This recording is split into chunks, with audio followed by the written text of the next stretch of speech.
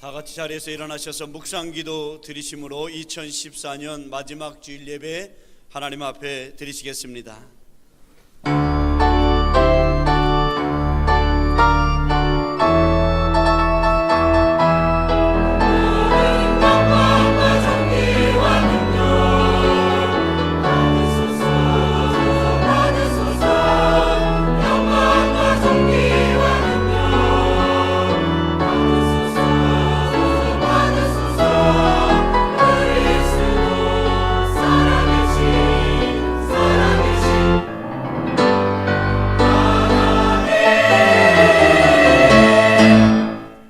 여호와께 감사하고 그의 이름을 불러하려며 그가 하는 일을 만민 중에 알게 할지어다. 그에게 노래하며 그를 찬양하며 그의 모든 귀한 일들을 말할지어다. 그의 거룩한 이름을 자랑하라. 여호와를 구하는 자들은 마음이 즐거울지로다. 아멘. 살아계신 하나님, 하나님 아버지의 거룩하신 이름이 모든 피조물들을 통해서 특별히 택하여 세워주신 우리 오병의 교회와 오늘 예배를 드리는 모든 성도를 통해서 거룩히 여김을 받으시옵소서. 우리 예배를 받아 주시옵소서. 예수님의 이름으로 기도드리옵나이다. 아멘. 36장 찬양 드리십니다.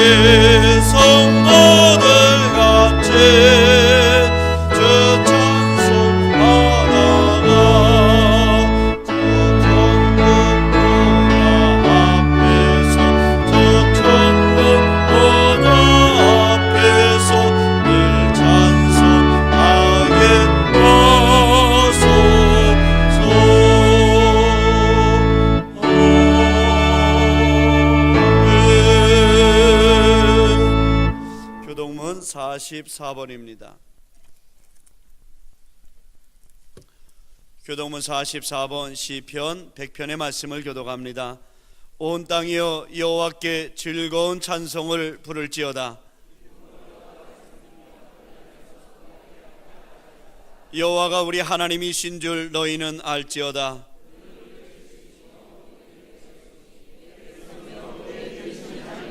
감사함으로 그의 문에 들어가며 찬송함으로 그의 궁정에 들어가서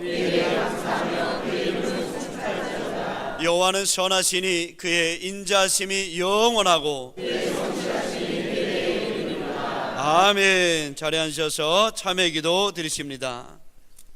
하나님, 오늘도 거룩한 성전에 와서 지나간 한 주간 동안 또 2014년도 살아가면서 주님 앞에 지은 죄를 참회하오니 예수 그리스도의 십자가의 보혈로 우리를 정결하게 해주시고 깨끗하게 씻어 주시기를 원합니다.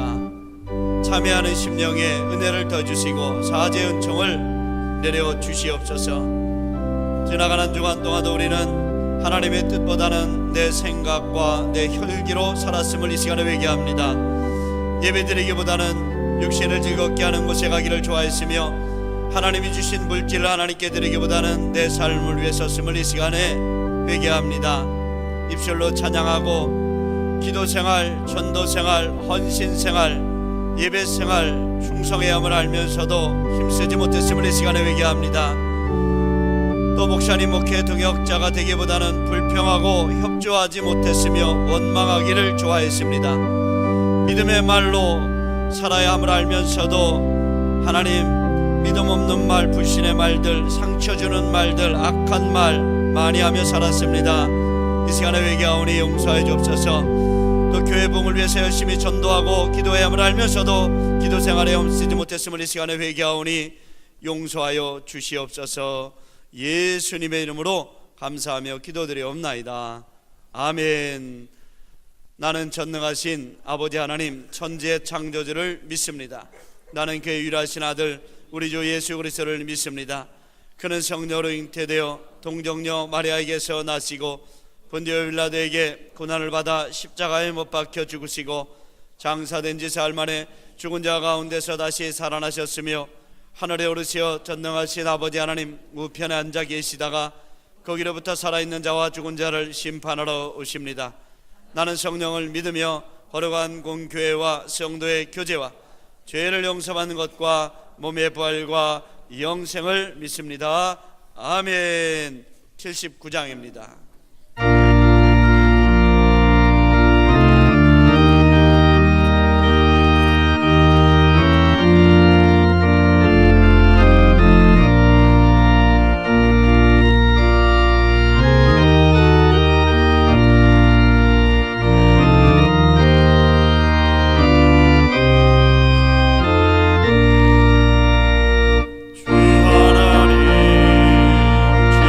주신 모든 죄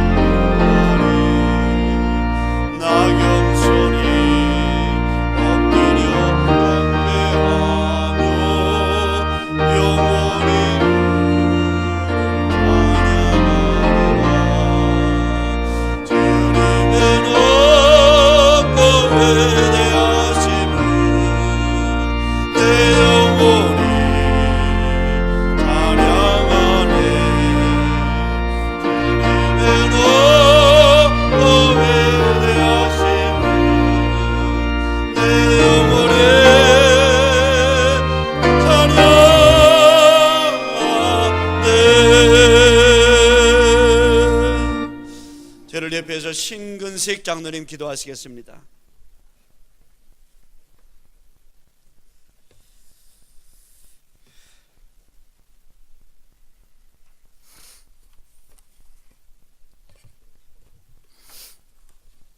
찬양과 영광을 받으시기에 합당하신 하나님 아버지, 하나님 아버지의 이름이 예배드리는 저희들과 우리 오병리역 교회와 온 세상 사람들을 통하여 거룩히 여김 받으시기를 원합니다. 하나님의 나라가 이 나라 이 민족 위에 우리 오병리역 교회와 저희 마음속에 임하여 의와 평강과 기쁨이 충만케 하여 주옵소서. 하나님의 뜻이 하늘에서 이루어진 것 같이 우리 오병리역 교회와 저희들의 삶을 통하여 이 나라와 온 세계 가운데 이루어지게 하여 주옵소서. 단위에 세우신 담임 목사님 말씀 전하실 때 준비된 말씀에 성령으로 역사하여 주셔서 각 심령을 은혜의 탄비로 촉촉히 적셔 주옵소서. 영육간에 늘 강건함으로 지켜주시고 하나님의 뜻을 잘 분별하여 주님께 아름답게 쓰임받고 저희 교회를 잘 인도하시기에 부족함이 없도록 역사하여 주옵소서. 부교역자 중진 모든 재직들과의 아름다운 동역을 통하여 주의 일을 아름답게 이루어 가시도록 늘 성령 하나님께서 동행하여 주옵소서. 하나님 아버지, 이 나라 이 민족이 하나님의 뜻 가운데 바로 서게 하여 주옵소서.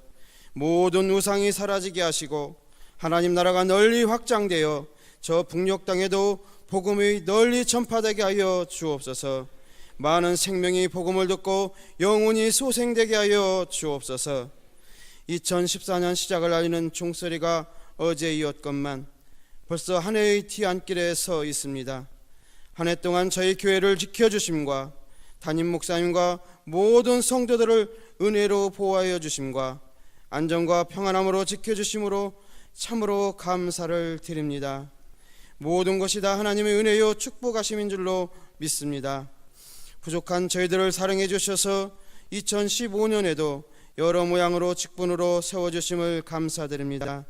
오병리역교회 모든 직분자들이 새해에도 변함없이 충성하고 순종하고 열심 있는 모습으로 사명 감당하여 열매 있는 한 해를 살도록 성령 충만과 능력을 주옵소서. 사랑하는 하나님 아버지, 하나님의 뜻 가운데 세워진 우리 오병리역 교회가 이 땅 가운데 소명을 이루어가기를 원합니다. 십자가의 길을 통하여 이 나라 이 민족을 변화시켜 수많은 생명을 살리고 영혼을 구원하며 마지막 때 하나님의 뜻을 온전히 이루어가게 하여 주옵소서. 모든 성도들이 하나님께서 연합해 주신 신앙의 공동체임을 바로 알고 깨달아 예수님의 사랑으로 하나 되게 하시고 모두가 교회를 온전히 세워가는데 각자의 사명에 따라 쓰임받게 하여 주시고 속히 헌당으로 영광 돌리도록 온 성도들을 축복해 사용하여 주옵소서. 특별히 우리 교회에 한 가족으로 많은 새신자들을 보내주심을 감사드립니다. 이분들이 말씀을 통하여 잘 양육되게 하셔서 신앙의 뿌리가 잘 내려져서 우리 교회 큰 일꾼들로 세워지게 하여 주옵소서. 오늘도 세상 삶에 지친 저희들에게 위로와 평안을 주옵소서. 하나님만 믿고 의지하고 살도록 믿음을 주옵소서. 또한 저희들의 영생의 길로 복된 길로 인도하여 주옵소서. 너희가 너희에게 죄 지은 자를 용서한 같이 우리 죄를 사하여 주시겠다는 말씀 믿고 우리에게 죄 지은 자들을 용서합니다. 그들의 영혼을 구원해 주셔서 그들도 하나님의 자녀로 살게 하여 주옵소서. 하나님 말씀에 불순종하고 행치 못한 저희들의 모든 죄를 고백하오니 용서하여 주옵소서. 저희들의 신앙생활과 물질, 기타 여러 가지 시험에 들지 않도록 항상 지켜 주옵시고 세상의 모든 악과 사탄 마귀의 괴계로부터 구원하여 주옵소서. 하나님의 나라와 권세와 영광이 영원 무궁토록 하나님께만 있사오며 예수님의 이름으로 기도드렸습니다.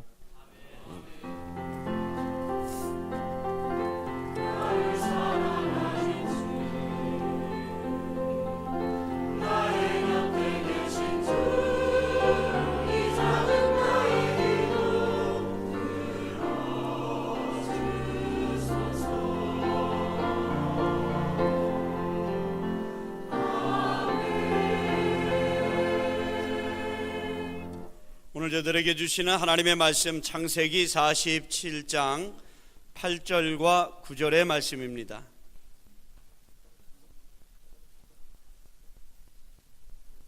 구약성경 창세기 47장 8절과 9절에 있는 말씀입니다.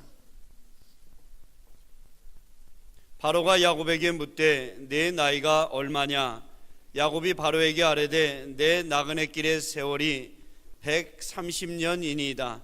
내 나이가 얼마 못되니 우리 조상의 나그네 길의 연주에 미치지 못하나 험악한 세월을 보내었나이다 하고. 아멘. 할렐루야. 성가대 찬양 드리시겠습니다.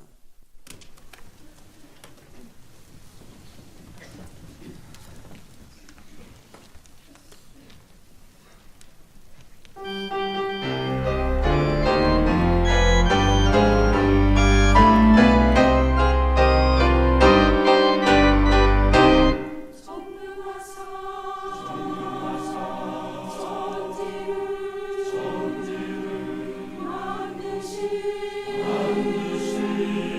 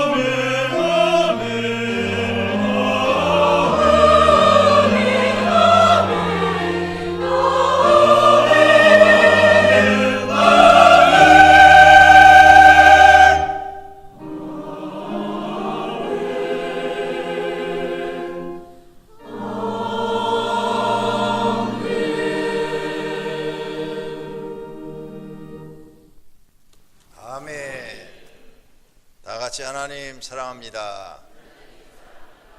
할렐루야.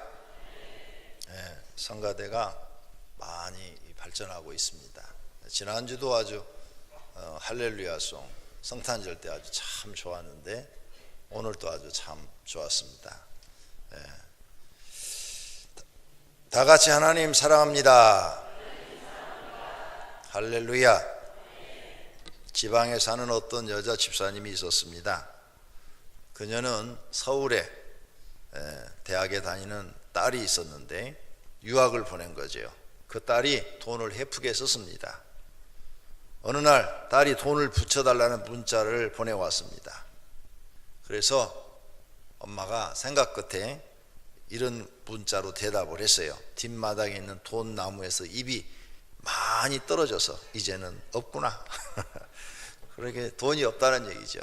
그랬더니 딸이 문자를 받고 또 대답을 해서 문자가 왔어요. 엄마, 그 돈 나무에 물 좀 잘 주세요.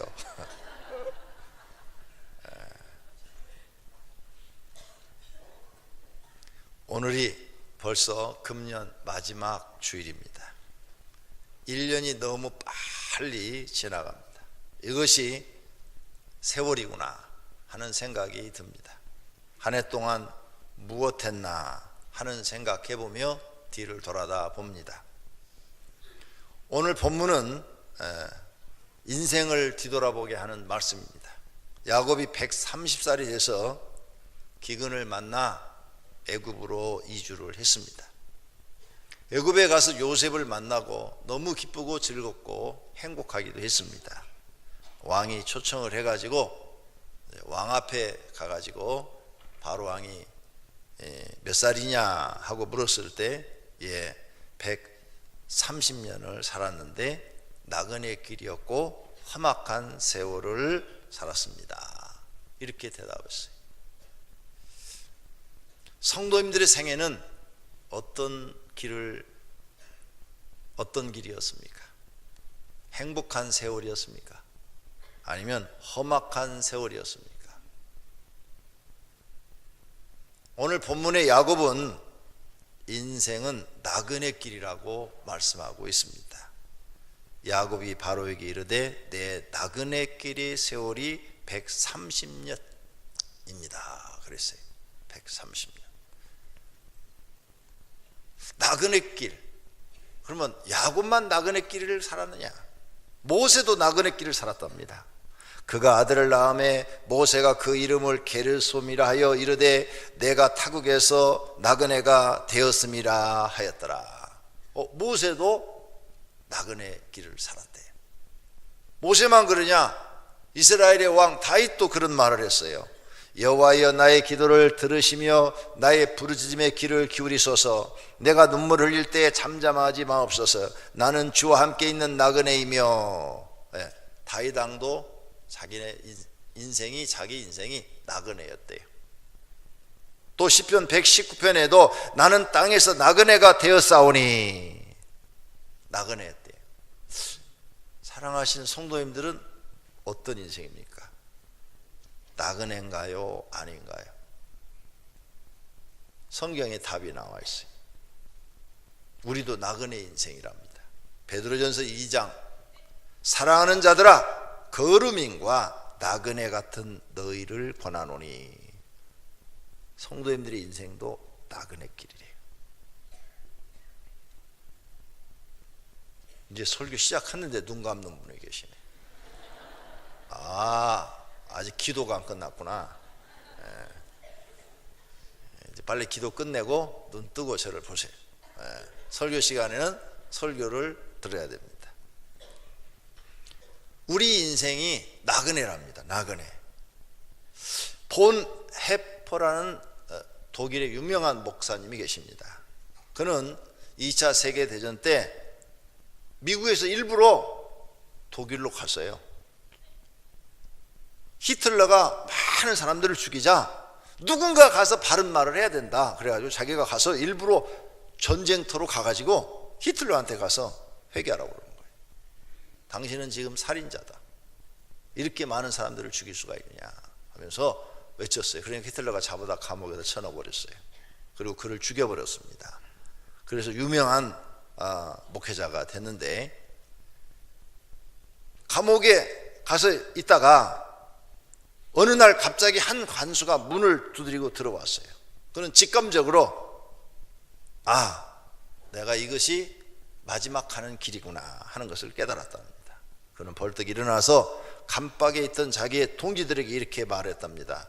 동지 여러분, 이제 나에게는 죽음이 왔어. 그러나 기억하시오. 이것은 마지막이 아니고 시작이요. 주께서 나를 위해서 예비하신 아버지 집에서 만날 때까지 여러분 안녕히 계십시오. 이렇게 방 안에 있는 사람들에게 인사를 하고 그는 기꺼이 그들에게 끌려가서 처형을 당했어요.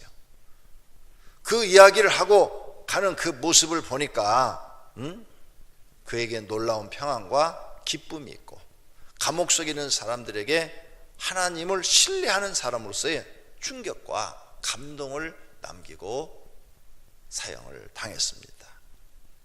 본 해퍼에게 돌아갈 고향이 있었던 것입니다. 그곳이 어디입니까? 하나님 나라. 그는 나그네 길을 마치고 고향으로 돌아갔던 것입니다. 이것이 무신론과 유신론의 차이입니다. 하나님을 모시고 살아가는 사람과 하나님이 없이 살아가는 사람의 차이점. 오늘 우리 성도님들에겐 돌아갈 고향이 있기를 바랍니다. 거기가 하나님 나라이기를 바랍니다. 돌아갈 고향이 없어서 이 세상에서만 살고 끝난다고 생각하지 마십시오. 인생에는 두 길 중 한 길을 여행하고 있는 나그네입니다. 믿음의 길이 있고 행위의 길이 있고, 좁은 길이 있고 넓은 길이 있습니다. 천국으로 가는 길이 있고 지옥으로 가는 길이 있고, 생명의 길이 있고 사망의 길이 있습니다. 구원의 길이 있는가 하면 심판받는 길이 있답니다. 시간이라는 열차를 타고 과거라는 역에서 출발해서 현재라는 역을 거쳐 죽음이라는 종착역을 향해서 가고 있는 것이 우리 인생입니다. 그런데 죽음이라는 종착역에 이르게 될 순간이 얼마나 가까웠는지는 아무도 모릅니다. 그러나 이 세상도 그 정욕도 지나가되 오직 하나님의 뜻을 행한 이는 영원히 구한다고 하였으므로 여러분은 하나님을 믿고 영원한 하나님 나라를 고향으로 삼으시기를 바랍니다. 그럼 두 번째로 나그네 길이란 무언가? 나그네 길이란 인생은 이 세상에서 나그네와 같이 살다가 떠난다는 뜻입니다. 성경을 보면 인생은 고향인 하나님 나라에서 우리의 영혼이 이 세상으로 왔다가 나그네로 이 세상에 살다가 다시 하나님이 부르면 고향인 하나님 나라, 본향인 하나님 나라로 돌아가는 것이라 했습니다. 그러니까 인생에 있어서 이 세상은 영원히 있을 곳이 아니라는 것입니다. 우리는 이 세상에 얼마 동안 살다가 떠나는 나그네라는 것입니다. 세상에 살고 있는 사람은 언젠가는 죽게 되었습니다. 영웅도 죽고 열사도 죽고 천대도 죽고 농민도 죽습니다. 사람이면 반드시 죽어 이 세상을 떠나게 마련입니다. 히브리서 9장에 말합니다. 한 번 죽는 것은 사람에 정해진 것이요 그 후에는 심판이 있다 그랬습니다. 이것이 인생이 나그네라는 것을 가르쳐주는 성경 말씀인 것입니다. 또 나그네라는 것은 인생이 잠깐 있다가 간다는 뜻도 담겨 있습니다. 장한 세월 초로 인생이라는 한문이 있습니다. 홀로 가는 세월은 길고 한가한데 사람의 생명은 풀에 맺힌 이슬과 같이 잠깐이라는 뜻입니다. 오늘의 홍한 내일의 백골이라는 말도 있어요. 오늘 이 어여쁜 얼굴이 내일이면 흰뼈로 변하는 것이 사람이라는 것입니다. 또 성경은 사람의 생명을 뭐라고 말합니까? 내일 일을 너희가 알지 못하는도다. 너희 생명이 무엇이냐? 너희는 잠깐 보이다가 없어지는 안개라고 말합니다. 인생은 안개와 같습니다. 빨리 지나가는 하루와 같다는 겁니다. 어린 시절은 아침과 같고 젊은 시절은 낮과 같고 늙은 시절은 저녁과 같이 잠깐 지나가는 것이 인생이라는 겁니다. 따라서 어떤 시인은 말합니다. 한 손에 막대 들고 또 한 손에 가시 쥐고 늙은 길 가시로 막고 오는 백발 막대로 치려더니 백발이 제 먼저 알고 지름길로 오더라. 이렇게 말을 했어요. 그러므로 아무도 자기 죽음을 막을 수가 없다는 겁니다. 나그네는 잠깐 있다가 지나가는 사람을 말합니다. 우리의 인생도 여기서 막 오래오래 살 것 같지만 오래 살지 못하고 잠깐 살다가 지나가는 겁니다. 그래서 나그네라 하는 것입니다. 또 나그네라는 뜻은 자기 것이 없다는 것도 됩니다. 지금 우리가 현재 사용하고 있는 것 다 내 것인 것 같은데 여러분 거 하나도 없습니다. 주님이 부르면 다 놔두고 가셔야 돼요. 여러분 거 아니에요. 그리고 그거 다른 사람이 다 씁니다. 누가 쓰든 하여간 여러분 것 아니에요. 다른 사람이 다 써요. 그러므로 자기 것이라고 지금 착각하고 꼭 껴안고 죽으려고 그러는데 죽으면 다른 사람이 다 쓴다니까요. 아무 소용없는 거라니까요. 집도 돈도 직장도 사업도 심지어는 가족까지도 여러분 다 놓고 떠나야 됩니다. 이것이 사실이고 현실입니다. 자신이 나그라는 것을 잊지 말아야 합니다. 때가 되면 싫어도 모두 내려놓고 떠나야 됩니다. 아십니까? 그러므로 너무 욕심 부리지 말고 사시라고 말해요. 너무 이 세상에다 마음 두고 살지 말라고요. 어떤 나그네는 좋은 호텔 같아서 삽니다. 그러나 이 세상 나그네 생활을 마치고 고향인 하나님 나라로 떠나갈 때는 그 좋은 것들을 하나도 가지 못하는 것이 인생입니다. 또 어떤 나그네는 거지 같은 생활을 하며 삽니다. 그도 아무것도 가지고 갈 수가 없어요. 깡통 하나도 못 가지고 갑니다. 우리가 세상에 아무것도 가지고 온 것이 없음에 또한 아무것도 가지고 가지 못하리니라고 디모데전서 6장 7절에 말씀합니다. 빈손으로 왔다가 빈손으로 돌아가는 것이 인생입니다. 그래서 인생은 나그네와 같다 이렇게 말하는 거예요. 빌립보서 3장에 말씀합니다. 그들의 마침은 멸망이요 그들의 신은 배요 그 영광은 그들의 부끄러움이 있고 땅의 일을 생각하는 자라. 그러나 우리의 시민권은 하늘에 있는지라. 거기로부터 구원하는 자 곧 주 예수 그리스도를 기다린다고 그랬어요. 우리가 추구할 것은 영생이며 우리의 시민권이 하늘에 있습니다. 대한민국이라는 나라에 여행하다가 천국이라는 나라로 돌아가는 것입니다. 이 사실을 믿으시기를 바랍니다. 사랑하는 성도 여러분, 인생은 나그네와 같습니다. 인간에게 이 땅은 영원한 곳이 아닙니다. 인간은 얼마 동안 이 땅에 살다가 모든 것을 뒤로 두고 하늘 고향으로 가는 것입니다. 그런 줄 알고 살아야 합니다. 그리고 우리 각자에게 나그네로 이 세상에 보내신 하나님의 특별한 뜻이 있는데 그 하나님의 뜻을 이루어 드리며 살아야 합니다. 그런 분이 가장 자기 인생을 가치 있게 보람 있게 살다 가시는 겁니다. 가수 최희준 씨가 있어요. 하숙생이라는 노래를 불러서 히트를 쳐서 유명한 분이 되는데 이분이 가톨릭 교인이에요. 아마 이런 곡을 썼던 것은 성경, 지금까지 여러분이 성경을 쭉 들었어요. 성경에서 따온 것 같아요. 그 가사가 이러지요. 인생은 나그네길 어디서 왔다 어디로 가는가. 구름이 흘러가듯 떠돌다 가는 길에 정일랑 두지 말자 미련일랑 두지 말자. 인생은 나그네길 구름이 흘러가듯 정처 없이 흘러서 간다. 성경에서 따온 거예요. 성경에서 보니까 천주교인이니까. 그런데 제목은 하숙생이야. 근데 왜 가사는 나그네길이라고 했을까? 네? 제목을 나그네길이라고 했어야 돼요. 그리고 하숙이란 말이 하나도 안 나오잖아요. 하숙이라는 말이. 그죠? 네. 그래서 이분이 천주교인이니까 아마 이 인생을 성경에서 좀 깨닫고 나름대로 사람들한테 뭔가 알려주려고 그랬던 것 같아요. 2절도 보면 성경에서 나와요. 인생은 벌거숭이 빈손으로 왔다가 빈손으로 가는가. 아까 빈손으로 왔다고 성경 구절을 보아드렸죠. 그래서 빈손으로 가는 것. 이게 우리 인생길입니다. 세 번째로 야곱은 바로왕 앞에 험악한 세월을 보냈다고 합니다. 야곱은 청년 때부터 잘 살고 싶었습니다. 그래서 형한테 장자의 명분도 얻고 장자로서 받을 축복도 아버지한테 받고 수단과 방법을 가리지 않고 잘 살고 싶었어요. 그래서 부자가 되고 싶었습니다. 그 소원이 이루어졌어요. 아버지 통해서 이루어지지 않고 하나님 통해서 그 소원이 이루어졌어요. 그래서 지금 야곱이 130살이 됐을 때는 잘 사는 부족의 최고 리더, 지도자가 되어 있어요. 재산도 많아요. 하나님 축복해 주어서. 그래도 아내도 다른 사람은 한 명밖에 없는데 4명이나 돼요. 자녀도 많이 많아요. 한타스 12명이나 돼요. 또 하나님도 잘 믿어요. 그리고 하나님께 인정받고 복도 많이 받았어요. 그러면 나는 행복합니다, 이렇게 말을 했어야 돼요. 그런데 바로 왕한테 나는 험악한 세월을 보냈습니다, 이렇게 말을 하네요.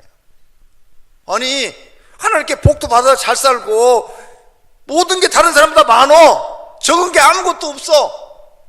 더군다나 아들 중에 하나는 애굽의 총리까지 돼가지고 지금 출세했어. 그런데 뭘 험악한 세월을 보냈다는 거야. 행복하다고 말해야 되는데 그렇게 말하지 않아요. 성도님들은 지금 어떻습니까? 야곱처럼 험악한 세월을 보냈습니까? 성도님들도 이 세상에서 돈을 많이 벌어서 돈이 많아지고 권력을 쥐고 명예를 얻으면 행복한 줄 알고 열심히 사셨죠.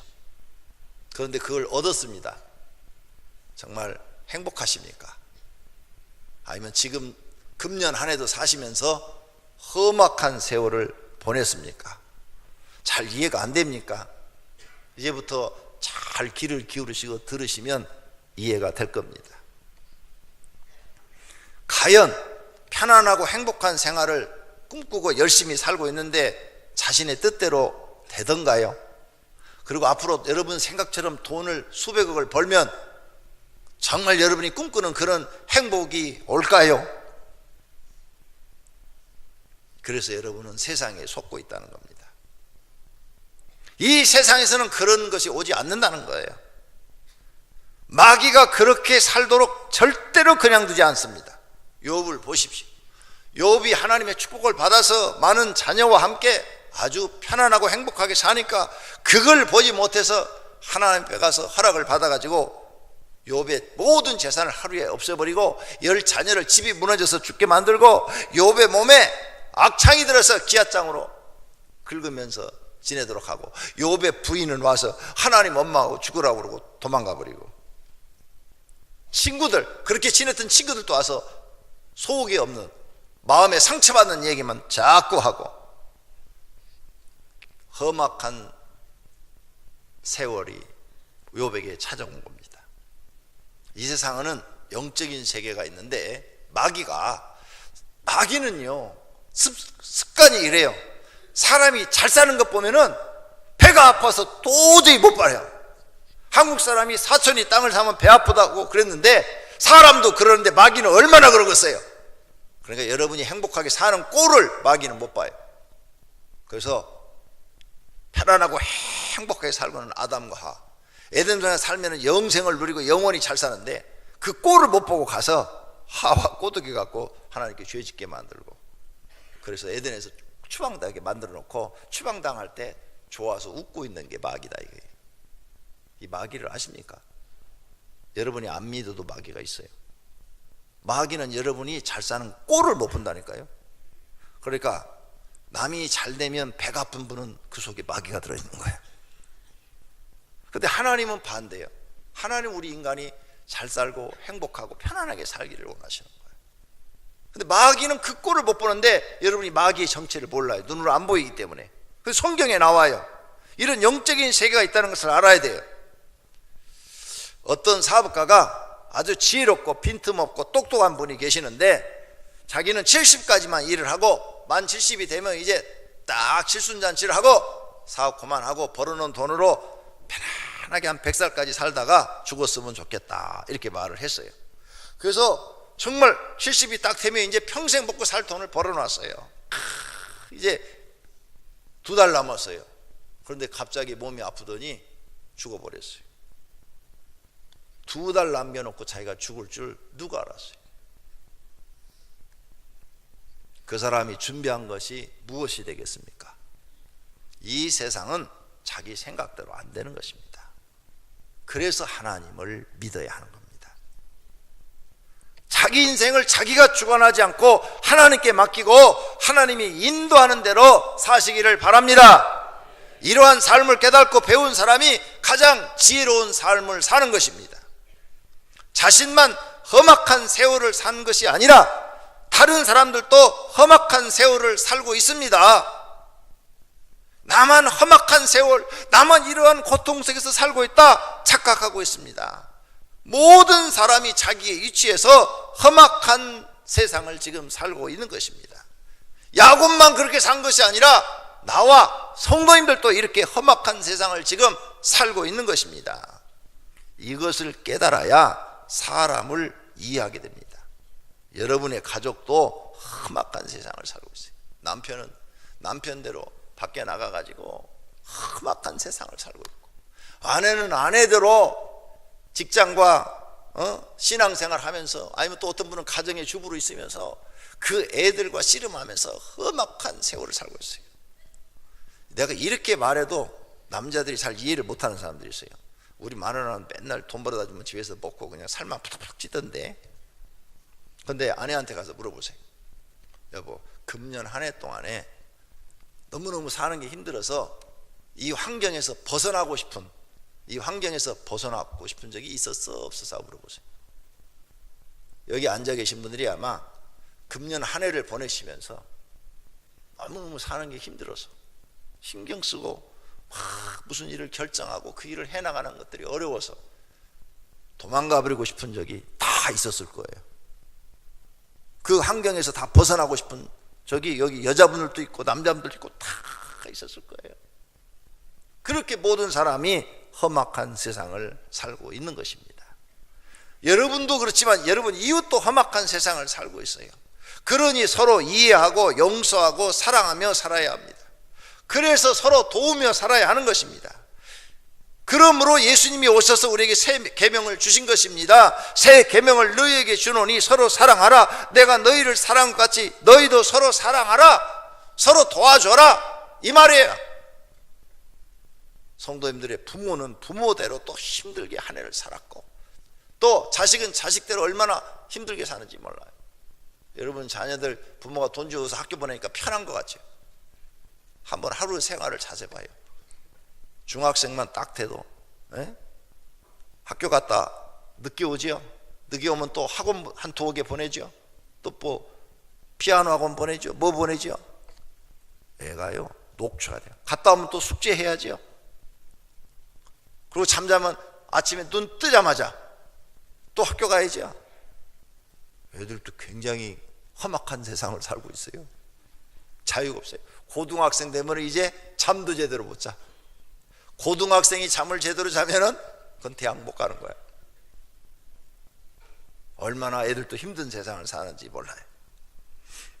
그러니 마음에 안 드는 부분이 있을지라도 이해하고 용서하고 사랑하십시오. 금년을 보내면서 마음에 무거운 짐 다 내려놓고 금년 보내야 되지 않습니까? 남을 미워하고 여러분이 이해할 줄 모르고 용서하지 않았던 부분 오늘 이 시간에 다 용서하시고 그 무거운 짐 내려놓으십시오. 내가 힘들게 살았던 것처럼 다른 사람도 금년 한 해를 다 힘들게 살았습니다. 다 내려놓으면 하나님이 기뻐하실 것입니다. 모든 사람을 자기 기준으로 보지 말고 하나님이 보시는 기준으로 보아야 합니다. 이렇게 보는 눈을 길러야 합니다. 예수님이 볼 때 사람은 모두 험악한 세월을 보내고 있습니다. 가난한 어부 베드로도 험악한 세월을 살고 있어요. 되는 것이 아무것도 없어요. 그래서 예수님이 불러서 제자를 삼았습니다. 남들에게 미움받는 자리에 앉아서 돈을 벌고 있는 마태도 얼마나 험악한 세상을 살고 있습니까? 나쁜 짓을 해서 돈을 많이 번 삭개오, 그도 험악한 세월을 보냈어요. 남편이 6번째 바뀐 사마리아 우물가 여인도 험악한 세상을 살았어요. 묻는 병으로 고생하고 있는 10문둥이, 그들도 험악한 세상을 살고 있어요. 소경 바디메어, 그도 험악한 세상을 살고 있어요. 그래서 예수님은 사람들을 불쌍히 여겨 치료해 주시고 용서하시고 구원해 주시는 겁니다. 그러므로 사람은 모든 사람을 이해할 줄 알고 용서할 수 없는 사람을 용서하고 사랑할 수 없는 사람을 사랑하는 것입니다. 그런 사람이 예수님의 가르침을 깨달은 사람입니다. 험악한 세월을 이겨내서 값지게 인생을 바꿔놔야 돼. 고난당한 것이 내게 유익이라. 이로 말미암아 내가 주의 율례를 배우게 되었나이다. 고난을 통해서 하나님의 뜻을 깨닫고 하나님의 뜻을 이루어드리는 걸 배워야 돼요. 펄벅이라는 분이 있어요. 이분은 여자 문학가입니다. 돼지라는 소설을 여러분이 다 알죠. 그 돼지라는 소설을 이 펄벅이라는 여자 문학가가 썼습니다. 노벨상까지 받았어요. 그런데 이분의 인생이 너무너무 험난했어요. 이 펄벅에게는 캐놀벅이라는 유일한 딸이 하나 있는데 이 딸이 자폐증과 정신지체를 가진 장애아예요. 그 나이 60세가 되던 해에 자라지 않는 아이란 책을 썼어요. 자기 딸 아이를 쓴 거예요. 자라지 않는 아이라는 이 딸의 문제를 썼는데 그 딸을 키우면서 그가 걸어왔던 험난한 인생을 거기다 썼어요. 그 고통스러운 삶을 거기다 써놨어요. 이 펄벽은 아이가 3살이 되도록 말을 못하자 병원에 데리고 갔답니다. 그랬더니 의사가 아주 충격적인 말을 하는 거예요. 부모님, 이 아이는 말도 제대로 못할 거고 글을 읽거나 쓰지도 못할 겁니다. 고작 해야 지능이 4살까지밖에 자라지 않을 거예요. 그 이상은 아무리 나이를 먹어도 정신적으로 성장하지 못합니다. 이렇게 말하는 거예요. 그런 의사의 말을 듣고 머릿속에 떠오르는 것은 다 뭐예요? 나에게 이런 일이 일어날 수 있는지, 어떻게 이런 일이 나한테 일어나지? 펄은 딸 아이로 인해서 이렇게 말을 했어요. 삶의 모든 기쁨은 사라지고 차라리 죽었으면 하는 생각이 든다. 죽으면 이 모든 고통도 끝나기 때문이다. 자기가 죽었으면 하는 거예요. 너무너무 이 아이를 보고 좌절하는 거예요. 지금 얼마나 자주 마음속으로 차라리 내 아이가 죽었으면 하는 생각을 하며 울었던가. 정신지체인 자식을 제 손으로 죽인 부모의 이야기가 있다가 신문에 실린다. 나도 그런 생각이 든 적이 있다. 아이가 오늘 또 어제와 달라진 것이 없다는 것을 매일 느끼면서 절망은 더욱 깊어갔다. 아이를 돌보기는 힘들고 아무리 노력해도 아무런 성과도 없고 몇 살이 되든 간에 정신이 자라지 않는 몸뚱아리를 돌봐야 하고 생기 없고 반응이 없는 흐린 눈동자를 바라봐야 하고 더듬거리는 솔로님을 도와줘야 한다. 이 모든 일이 절망감을 더해 주기만 한다. 그렇지만 함께 살아야 하지 어쩔 수 없지 않는가? 펄벅은 이런 현실을 받아들이고 점차 적응해 가기 시작했습니다. 떨쳐버릴 수 없는 슬픔을 안고 살아가는 방법을 익히고 나면 거기에서 위안을 찾는 방법도 알 수 있게 된다. 떨쳐버릴 수 없는 슬픔이 사라지지는 않았지만 그것과 함께 살아갈 수 있게 되었다. 원망하고 탄식하는데 힘을 다 쏟아붓지도 않았다. 가장 큰 변화는 나와 나의 불행에 대해 생각하기를 멈춘 것이다. 삶에 대항해서 싸우는 것이 아니라 조금씩 삶에 순응하기 시작했던 것이다. 그렇지만 쉽지 않았다. 다시 무너질 때도 많았다.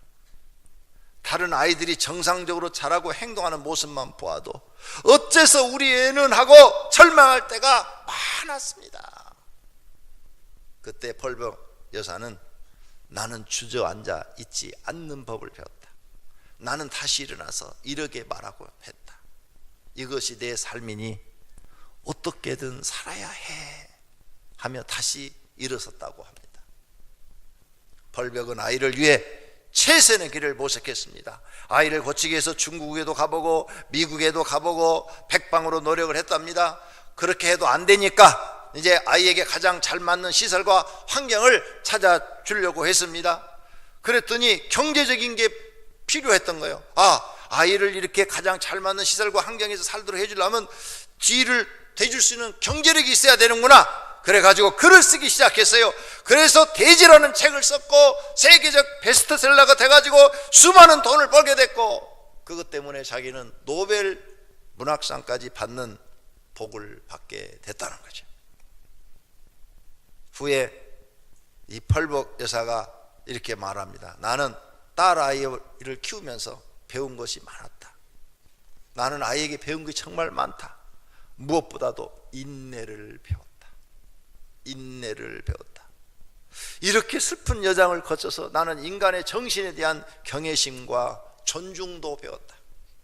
인간성에 있어서는 모든 사람이 동등하며 누구나 인간으로서 권리를 가지고 있다는 사실을 뚜렷하게 가르쳐 준 것이 바로 내 아이다. 아이가 없었더라면 나보다 못한 사람을 참지 못하는 오만한 태도로 말을 했을 것이고 그들을 버렸을 것이다. 아이는 또 지능이 사람의 전부가 아니라는 것을 나에게 가르쳐 줬다. 아이는 놀라울 정도로 진실한 성격을 가지고 있었다. 아이는 거짓을 간파할 줄 알고 거짓은 절대로 받아들이지 않았다. 펄벅은 이후에 자신이 받은 인세, 책을 쓰면 책에서 나오는 이익금을 기부하여 아시아 여러 나라에서 혼혈하라 버림받은 아이들을 돌보고 입양하는 일을 하였고, 그 결과 만들어진 것이 펄벅 재단입니다. 자신은 국적이 다른 9명의 아이를 입양해서 길렀다고 합니다. 펄벅은 1973년도에 죽음을 맞이했고, 그 딸 캐롤은 1992년에 72세까지 살다가 평화로운 죽음을 맞이했다는 거예요. 펄벅 여사는 험난한 인생을 아름답게 승화시킨 여인입니다. 그녀는 우리 모녀의 모든 것을 바쳐 다른 사람이 이런 괴로움을 겪지 않도록 힘쓸 수 있다면 우리의 생애가 결코 무의미한 것이 아니다. 그래서 그 돈을 벌어서 이런 어려움 당한 사람들을 위해서 재단을 만들었다고 말이에요. 그래서 그들을 돕는 일까지 하게 됐다는 거죠. 자기 힘든 것만 이겨낸 거 아니라 오히려 그렇게 힘든 사람들을 돕는 하나님의 뜻까지 이루어드리게 됐다는 거예요. 여러분이 지금 어려움을 당하고 있습니까? 도움만 받으려고 합니까? 이제는 여러분도 도움을 받는 사람에서 여러분같이 힘들고 어려운 사람을 도와주려는 사람까지 되시기를 바랍니다. 험난한 인생을 살고 싶은 사람은 없습니다. 그러나 어쩔 수 없이 험난하게 되었을 때 우리는 그 인생을 어떻게 살 것인지를 결정해야 됩니다. 우리의 결정과 태도에 따라서 그 험난한 세월을 진주와 같은 보배로운 곳으로 바꾸어 갈 수 있습니다. 하나님은 험난한 인생을 사는 우리와 함께 하시고 또 도와주시기를 원하십니다. 환난 날에 나를 부르라. 내가 너를 건지리니 내가 나를 영화롭게 하리라.